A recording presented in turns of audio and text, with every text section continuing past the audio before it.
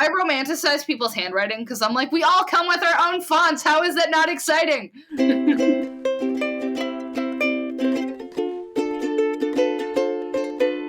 Welcome to Nerdlandia. Welcome to Nerdlandia, a space for hobbyists and creatives that would probably smell like a used bookstore if it existed IRL. I'm your host, Emily Case Buskirk.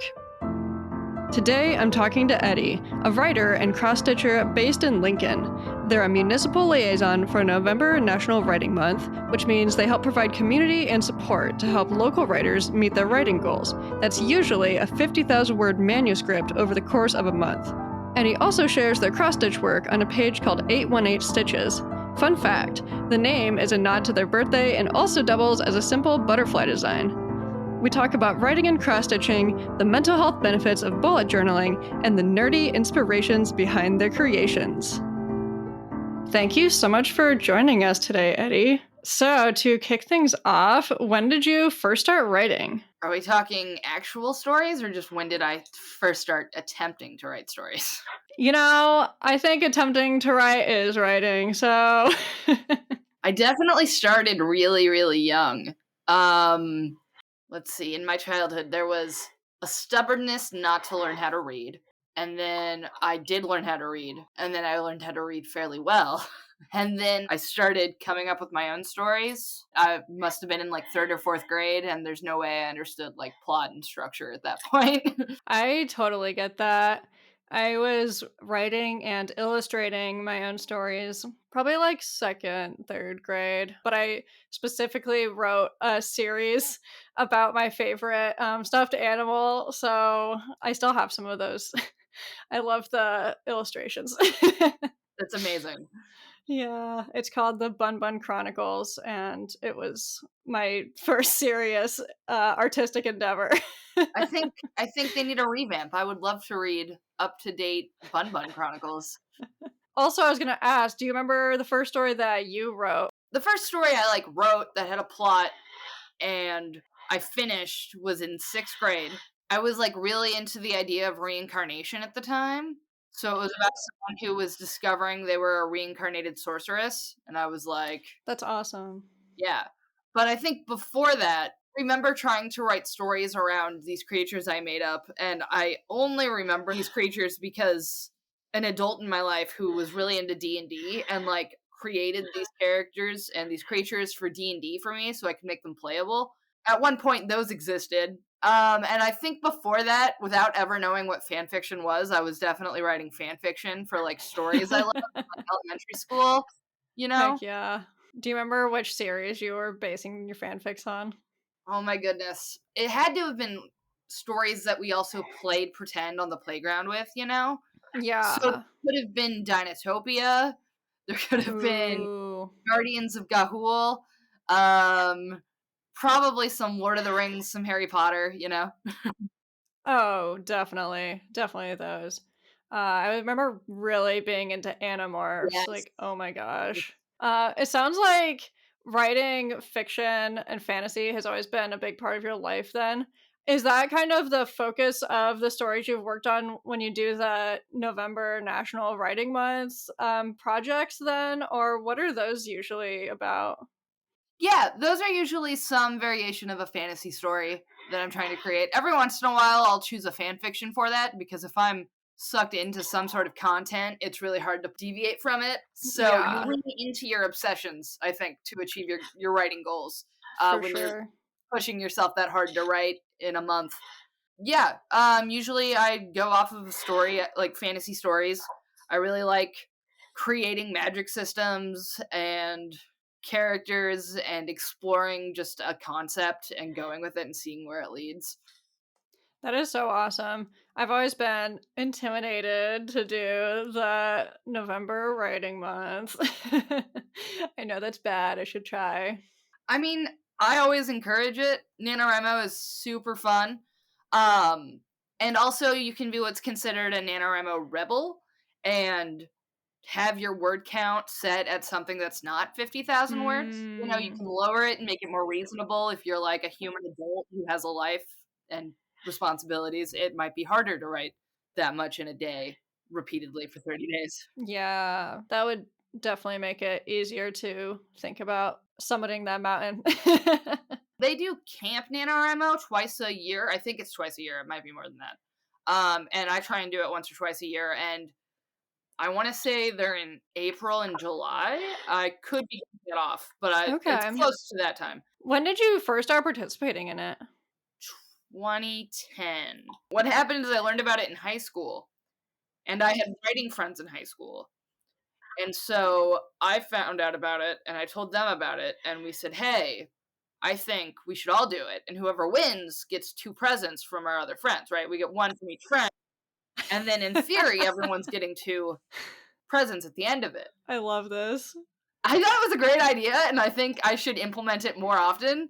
Yes. It's one of those, like, it holds you accountable through presents. It was great. I don't remember whose idea it was for the presents. It could have been mine. It sounds very much like a me thing, but I don't know whose idea it was specifically. But by the end of it, I was the only one who had completed Nano. So I got 2 presents, but I didn't have to give any presents. You have evolved over the years as well, because I know that you're a municipal liaison for Nano. What does that even entail, and what do you do as the liaison? Well, the responsibilities are about to change, so this topic is going to sort of date the video for anyone who knows Nano. Oh, that's fair. That's totally fine, but the basics, and this part is not changing. There's just going to be added responsibilities going up forward. Is that you need to support your community. In November, you host at least once a week an event called a write-in that people can come to and write. And I get stickers sent to me, so I distribute the stickers. There needs to be, I think there's 2 or 3 events that I am supposed to host. So there is a kickoff event, and then thank God it's over event, because you want to celebrate a little bit after you've completed or failed Nano, which I don't like it when people say failed, but a lot of people use that terminology. They're like, oh, I've given up, I failed. And I'm like, I don't know, I think if you wrote anything, you still won. Oh, totally. Definitely when you say, oh, I've won Nano, you're implying you've written the 50,000 words. So I get that, and so I use the terminology, but yeah, if it's inspired you to write any amount, then that's a victory. That is a win. You wrote more than you would have if you hadn't tried. Absolutely. Encouraging people is just kind of the bottom line of being an ML, is trying to connect people and make people aware that NaNoWriMo is a thing. I like the fact that it kind of brings more community into it, and it brings more face-to-face interactions. I feel like it can be so easy to sort of get sucked into your computer and your keyboard, and it's probably easy to kind of just feel isolated and like you don't have support in that goal. So I think that's what I like about the ML position. Yeah, I've always noticed that as a writer, it's usually a very solitary hobby or activity. And you're kind of by yourself, and you need to be by yourself to work on things. And having write-ins that you can go to, or writer buddies, which I have finally found some. It took a long time. Yay. Yeah, the Nano group in Lincoln, the people who were meeting up at my write-ins sort of developed monthly write-ins we can do. So now I have the chance to see people at least once a month to do activities, and we can talk about it. We have group chats and a Discord. Yeah, it's so nice because I love turning solitary hobbies and activities into being something you can connect with others about. Yes. Well, I definitely appreciate it, even though it's not as active anymore. Even the Facebook group that you created, where any maker can just show what they're working on, show something that they've just created, because a lot of people just like making things for fun, but it is also fun to share that and to have other people hype you up.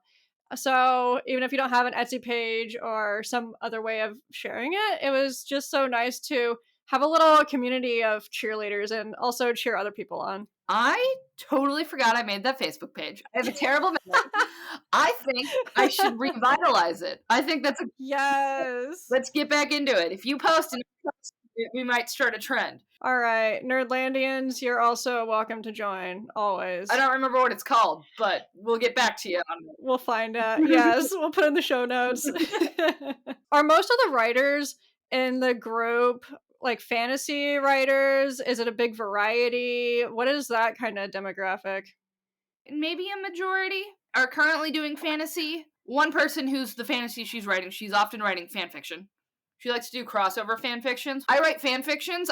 Crossover fan fictions just like go beyond the boundaries of my imagination. That is a whole other dimension. Which shows have you based it on, or series?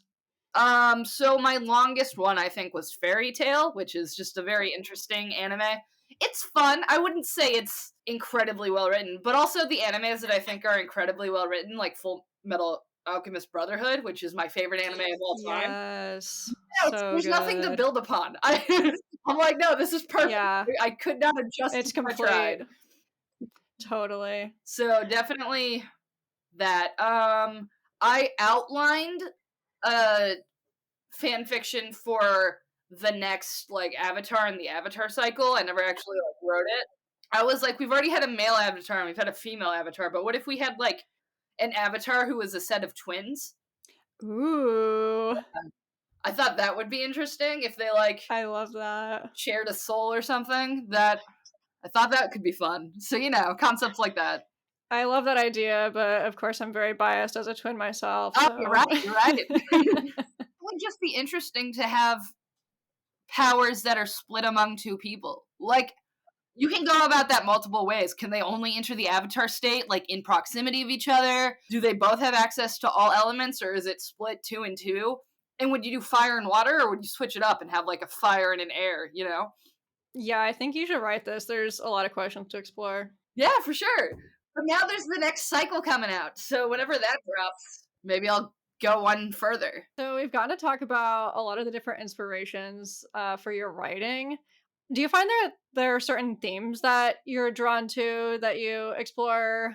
I mean, yes, because when I'm writing stories, I think someone used to go like, "Wow, Eddie, I can't believe that your story is about someone with underlining childhood trauma," and I was like, "Oh, what are you trying to imply?" I didn't ask it. I think I was like, "Yeah," but also you got to have a little bit of trauma for a good character. Yes, there has to be conflict. There has to be friction. Yes, absolutely. I know a theme that I've done sometimes is feeling disconnected from your own culture, Ooh, which I know I'm super pale and white, but I was a foster kid, and so there's like yeah, an individual. I went back to my family as an adult, and like some of them don't connect with me anymore just because I wasn't there, so they don't know who I am as a person, right. and there's that disconnect of like I don't know my own family history and things like that. And that translates over really well to being like, I don't fit in like I'm supposed to, and it's in this place that's supposed to be home. Yeah, exactly. Well, and I mean, family is a microculture Right. essentially. So, I mean, I think that makes a lot of sense. Yeah. So I definitely have that as some sort of element, either being a black sheep or like being raised apart and coming back and like expectations are set on you to fulfill this role, but you don't understand this role, or like it doesn't have the same importance to you because you weren't raised within the boundaries of where this was important. So, I also wanted to get into your cross stitching, which is another artistic practice that you do in addition to writing, which I think is super cool. And as you've established, there's a lot of different influences from anime and video games and other amazing nerdy themes. What are some of your favorite subjects to work on? If you go through my favorites for the patterns on Etsy, there's definitely themes there like video games, and Lord of the Rings is definitely on there. Just a lot of nerdy topics, I think, is the main thing. Every once in a while, it's positive posts. Well, they're not posts, I guess, but positive quotes, Yeah. stuff that's encouraging, things like that. I have a rainbow heart and a rainbow brain. That was really fun to do. I really liked the rainbow moth, but now I've done it a million times, and I'll probably be asked to do it a bunch more, and that's fine. But the moth was definitely one of my favorites. And then I had so many commissions that I was like, I need a breather. But I think I might have had enough of a breather because then I made the one that you went and purchased. Yes, and I love it so much. Yeah, I really like it too. It looks really nice. A project I want to work on for myself when I finally get through all the ones that I have lined up right now is they have like Bag End, the Hobbit hole, from Yes. Lord of the Rings, and it has it throughout the seasons. That is so cool. Oh my gosh. And I would love to have like a seasonal thing that I hang up. That'd be amazing. There are these really cute dinosaur patterns that I want to do. They definitely look like they belong for like a children's wall, but I love them. They're super cute, and Yeah. ah, I haven't kept most of my cross stitches. Like I don't think I have any hanging on the wall that were like I made this, so I want to in the future. Yeah, yeah, you totally should do that. I mean, Yes. I know your commission backlog is pretty immense right now, so might take a minute, but I totally endorse that. When it comes to patterns, then you're just able to find stuff on Etsy and just different places online then? Yeah. I've looked in other places, but Etsy is the one where I can type in the topic and then type in cross stitch pattern, and I'm very successful with finding nerdy stuff. Yeah. There's a lot of I don't know the age range that it appeals to, but I want to call it like the wine mom genre. Okay. We all know what you're talking about. Yeah, there's a lot of live, laugh, love vibes going on, or or older. There's ones where I'm like, wow, I bet my grandma would have loved this pattern. So getting ones that are more targeted towards me, towards people that because I can sell my artwork at Mana. So if I ever make it and sell it through Mana at a table I know that I can find good quality items or patterns at Etsy. So Yeah. there's other ones you can do, but Etsy is definitely where I recommend starting because patterns usually they're cheap. Every once in a while, a person's like, "This pattern's going to be a little expensive," and I'm like, "Is it okay?" Like if I really want it, I'll get it. But there's sales, Sure, sure. so sometimes I wait for the sale. I feel like I had another thought. Oh, it's with my commissions because I'm selling the finished product that I made, but I'm definitely using the pattern of someone else. So I've been bad at this before, but I want to start tucking in like the name of the person whose pattern I used so that I'm like giving credit. I've always been open to like telling people if they asked, but I think I need to be more proactive on that. So That's fair. I played the flute for a very long time, and it's like, sure, you can get sheet music somewhere, but you're the one who has to put in hours to bring that to life. right, because at first I was very curious if it was okay for me to sell cross stitch that I made, and then I thought about it and I realized people do that with like knitting and crochet all the time. Totally. Yeah. So I see no problem with it. Oh, absolutely. And also, you mentioned Mana earlier. I just want to specify you're talking about Mana Games, the board game store here in town. Yes, yes, they support local artists so much, and They're awesome. definitely go check them out if you haven't, and also maybe buy some stuff from the local artists who keep their stuff there. Absolutely. There's a huge shelf of stuff right by the cash register, and there's so many different things to choose from. It's super cute. I'm sure you can find something representing your fandom of choice. Yeah, absolutely. And I also one of my cross stitch ones I gifted to Mana when they like first opened. I made Oh. them a cross stitch of their own logo. Yeah, I love that they have a bunch of art from local artists too there. It's such a great community space. Absolutely. What made you get into cross stitching? I'm trying to remember. I wanted to do something creative, visually speaking, because I've always writing and there's always been the urge to have something that I could get immediate feedback on. Because when I'm writing, like someone has to sit down and read all 60 pages. But not only do they have to read 60 pages, if I want feedback that they can see that I'm progressing, they have to regularly read my stuff. And I'm still trying to learn how to draw. I've drawn some good things from time to time, but I'm trying to learn the fundamentals so that I can build off of it. But cross stitch, it's work, but it's also something I can do while I listen to audiobooks. It's something I can do while I watch shows, I guess. So, in certain ways, it eases up on your like need to create. And maybe COVID had something to do with it too. I could have been looking for either a new activity for my mental health at the time or an activity just because COVID happened. Right, right. Where we had to be inside anyway. Right.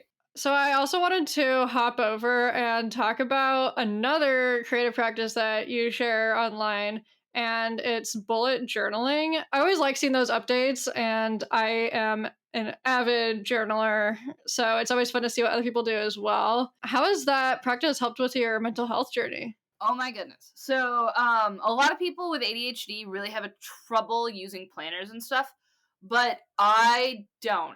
I mean, if I'm depressed, there might be like 2 weeks that I don't use my planner, and then I'll be like, oh, I haven't done anything. I self isolated, and there's no reason to use this planner for a month. But bullet journaling, I also have a really bad memory, so I can use it as a planner. I can use it as tracking what I did in a month. Yeah. And so I can look back and go, oh, was I very social in January? No, I wasn't. But have I been very social this month? Yes, I have. And I also track my mood because you can track a lot of things. You can track whatever you want to Right. in bullet journaling. So I track my sleep. I track how much water I've been drinking. Recently, I've been tracking habits like if I've gone outside because my therapist makes fun of me for not going outside, so I'm working on it. It's always a work in progress. She recently apologized, and I told her not to because it was hilarious. Trying to think what else. Oh, I've recently incorporated a highlights page, and so every day I write like what the highlight of the day was, or usually the day after I write what the highlight of yesterday was about. And I also have a review page, so I can kind of say, oh, this is what I did in the month, and this is how I was feeling, and how I feel like immediately at the end of February. I can write out how I felt about February, so I can look back at that and see if I'm like proud of the progress I made, or if I'm a little disgruntled, or if there's things I want to work on going forward. I write down yearly goals, I write down seasonal goals, and then I write down monthly goals so I can break down what my goals are. And I'm not like at the beginning of the year trying to tackle like 20 new things. I can try a handful of things, and then once I've incorporated those, I can move on and I can see my progress with that. So I definitely recommend bullet journaling if you want to be creative, but you also want it to be functional. Yes. I like because yeah, I also like to write stuff down, especially when I'm trying to work on a new habit because it's so easy to get discouraged when you're not consistent about it at first. And when I write it down, I'm able to see like, well, even though my goal was to do this 3 times this week, I still did it twice and we're working towards being consistent. And I still want to be happy that I made some progress on it, even if I didn't quite reach that yet. So that's what I like it for. I have a slight disclaimer with bullet journaling, which is if you are looking into bullet journaling, if you go on YouTube or wherever you will, you have to be prepared to not be discouraged by all the beautiful images you're going to see. Oh my gosh, yeah. You got to make it your own and build your way up. And maybe you're just magically able to replicate things you see. But I have to type in the word simple before I can replicate anything I see. That takes a lot of equipment too. And Yes, the sheer amount so of tools they use. so I do have a bunch of notebooks that I keep everywhere, and that's important to me too in my journaling practice. But I also have an online journal, which might sound kind of controversial, maybe, but it's so easy. I can access it anywhere. I can set up a new like Excel spreadsheet or doc wherever I want to. I've just been able to stick with it for so long because it's so easy. Yeah, I have a few different recommendations. I have an app called Dailyo. I track certain things in that I can later go back and put it into my bullet journal. So I use that. And also, if you're trying to journal and you're looking for encouragement, which this can also just be for writing, it's a writing website, which is called For the Words, like the number 4 and then the words. And it gamifies writing. That's amazing. You're an adventurer, you go out on quests, monsters you defeat by word counts. It's a super fun time. You unlock how to customize your character. There's so many side quests. I still haven't finished the main storyline, and it's been several years. So I definitely recommend that if that just sounds like that would appeal to you. But if Yeah. I've done it for journaling before when I've tried to journal, and then I can defeat some monsters while I'm journaling and feel better about myself. I also copy and paste. And what I mean by that is I'll write it. I don't like the For the Words thing right away. So I can copy and paste and then see how many monsters I will defeat after I've already written my journal somewhere else. And then I can defeat those monsters in the copy and paste process.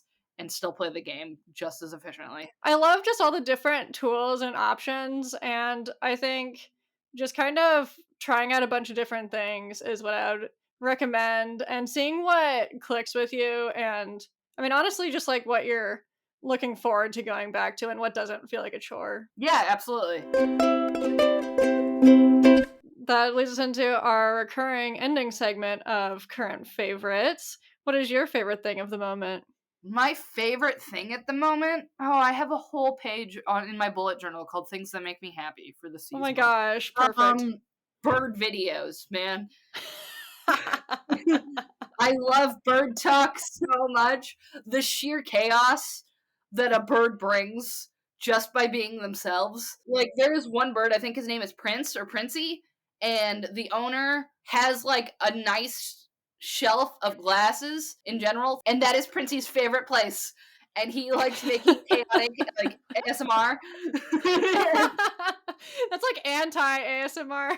They're so entertaining to watch, and I'm so glad that those videos exist. I find myself dancing to any dancing bird TikTok. I just can't help but wiggle along with the bird. They're just the funniest little guys. Yes. Okay, so my favorite thing is kind of a show and tell today, and it goes back to our journaling thing. So it's called the Things I'm Looking Forward to Notebook, and I added my little froggy bookmark for extra cuteness. It's called A Year-Long Record of Reasons to Keep Going, and so every single day you get to write down something that you're excited about, and I love how open-ended it is. It's also been fun to think of what I'm gonna write that day. It's just it was sort of a bought on a whim, but it's been so much fun to work on so far. You saw the Heroes Journal that I've been posting about, right? Yeah, I've loved the little illustrations. They're so cute. It's a goal-based journal, and they have an adventure book. They have like an adventure fantasy novel. No, it's not journal, I should say. A magic school journal, and a space galaxy like adventure journal. Going through a story like this also works. Like, I'm definitely the target market for this type of thing that like gamifies or adventurifies your tasks. Totally. Was there anything else you wanted to say about writing, journaling, or cross-stitching? Don't neglect your mental health. Use whatever tools you need to not neglect your mental health. Yes. Always look forward to growing as a person, I think. Oh my gosh, yeah. Always work on yourself and find what works for you. Yeah, which that is in relation to both writing and journaling to me. That ties up so perfectly. Thank you so much for joining us today. It was amazing to hear your insights and writing and all your different thoughts. Well, thanks for having me. It's very exciting. It's the first time I've been interviewed on a podcast. Check that off the list for the Hero's Quest. Yes. That was today. That was how I conquered today's. That was a super fun and inspiring conversation. I really liked learning more about cross-stitching because it's something I didn't really know too much about. As an art collector, I appreciate pattern creators and stitchers alike. I'm also impressed by the wealth of ideas Eddie had to share about journaling and meeting your goals for NaNoWriMo. If you're interested in joining any of the creative communities Eddie mentioned in the episode, you can learn more by checking out the Nerdlandia bulletin board or emailing nerdlandia.podcast@gmail.com. Also, if you have any thoughts on how to stay consistent with creative projects, I would love to hear any tips you have to share. Up next, Homebrewed Adventures Aplenty. Ross is an avid lover of both Dungeons & Dragons and craft beer, so he combined his interests into a podcast he hosts called Bards and Barrels. We share local brews and talk all things D&D. That episode of Nerdlandia will be out on May 1st. See you then! Nerdlandia is hosted, produced, and edited by Emily Case Buskirk. Theme song and ending music by Keith West. Cover art by Ellen Stubbings. Additional music by Welcome and Fupacat from Pixabay. I was gonna ask before, is there a place people can find your writing? No. There is not. Shrouded in mystery. So far, no, you cannot find my writing, but if you want to talk to me about my writing, I will go off.